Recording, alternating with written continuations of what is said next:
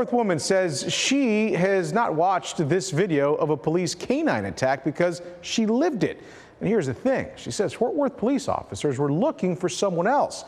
Got a warning for you that some of the images you're about to see may be tough to watch. She's sharing her account with our Marvin Hurst in a story you'll only see here on CBS Texas. There's no audio on this color surveillance video from Regina Allen and Thomas Fisher's home in Fort Worth. That may be a good thing. I saw a dog, I saw a flash of fur, and next thing I know, I was on the ground. About 10 seconds after the 50-year-old says she walked out of the door in her yard, a police dog latched onto her and took her down. I was screaming for help. The officers couldn't even get him off. So let's take a look at that again from a different angle. This one in black and white. She walks out. You can see her pointing. She says it's to alert police about an elderly neighbor's mental state. Her hands then go up in the air because she says she saw a police dog running her way. I stayed still and calm because it was ripping back and forth on the back of my arm, and I didn't want more damage. And all I could hear was screaming, not just my screaming, the police screaming. They were all trying to get the dog, and it wasn't listening. The man whose face is blurred is her son. He didn't want to be identified. The bodies make it really hard to see what's going on. Allen says the dog's grip was unrelenting. From what I do understand, and they had to use a baton to either jab it in the throat or to stick it in its mouth to get it finally off of me. And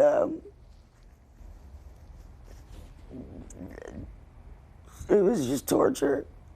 This was April 12th, just before 9:30. Her husband was sleeping for work and woke up to a nightmare. You know, when somebody tells you your wife just got attacked by a police dog, that's one thing you don't expect.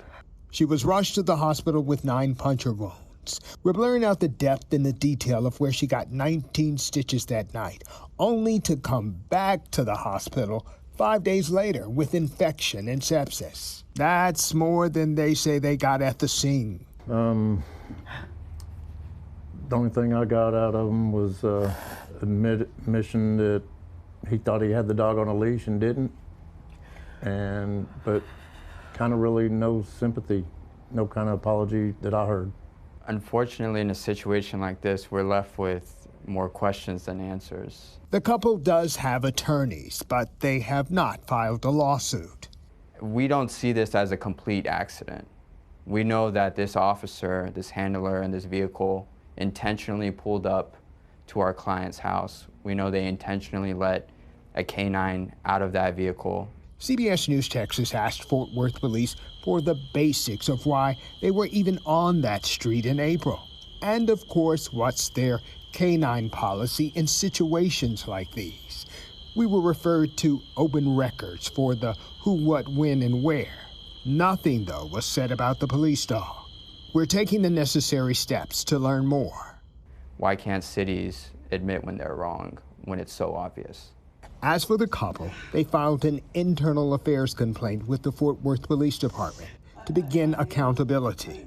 And that's the only time they say they've heard from Fort Worth. Radio silence. We honestly don't even know if that dog and the handler is still working. Marvin Hurst, CBS News Texas.